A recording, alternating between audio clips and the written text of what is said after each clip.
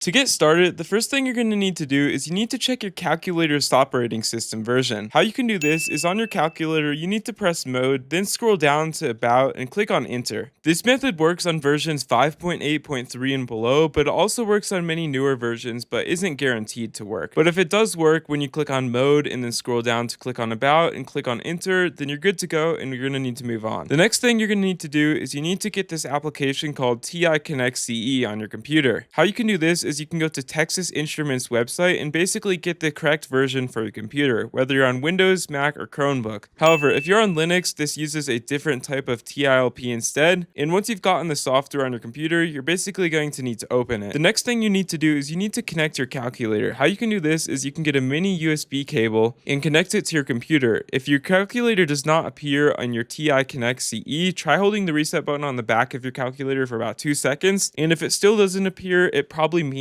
your cable does not allow data transfer, meaning you should switch cables and obviously use one that allows data transfer. Just because it's charging, it does not mean it allows data transfer. Next thing you need to do is to run advanced games. We need to get this application called Artifice. You can basically get this Artifice from a trusted calculator community site. You are going to need to drag and drop your calculator inside TI Connect C and make sure it is sent to archive storage. And on your OS version, if it's 5.4 or lower, this step might not be required, but it's still highly recommended. Next thing you're going to want to do is you need to run Artifice. This is the application we just got. On your calculator, how you can do this is you click on program, then you select the TI basic if prompted to run a program, and then this will basically launch Artifice, and this will allow you to actually get games on your calculator. Next thing you need to do is you can actually get games on your calculator from sites such as these on the screen, and you're going to need to make sure you actually have your filter on depending on the type of your calculator that you're actually trying to get files for. In this case, if I'm using a TI 84 Plus CE, you're going to need to set this filter. Once you've done this, you can basically send games to your calculator, and it usually comes in a zip folder, and you basically open that folder and drag every file with your AX in your calculator in TI Connect CE, and then send again to archive storage. And from here, you'll basically be able to run your games once you open them in Artifice and select the games you've installed it and start playing them. And if there are RAM errors, what you're going to want to do basically to reset your RAM or allow more RAM on your calculator is you click on second plus